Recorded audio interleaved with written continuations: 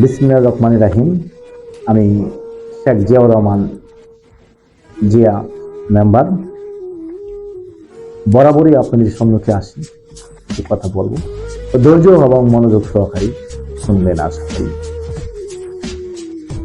বাবা বাবা হলো এমন একজন মানুষ যার ভালোবাসা সব সময় আড়ালে থেকে যায়। আপনি গভীরভাবে চিন্তা করে দেখবেন, আপনার বাবাই আপনার জীবনে নিয়ে হিরো। কথাগুলি আবারও বলছি, বাবা হলো এমন একজন মানুষ যার ভালোবাসা সব সময় আড়ালে থেকে যায়। আপনি গভীরভাবে চিন্তা করে দেখবেন, আপনার বাবাই আপনার জীবনে নিয়ে হিরো। আসসালামু আলাইকুম ওয়া রাহমাতুল্লাহি ওয়া বারাকাতুহু।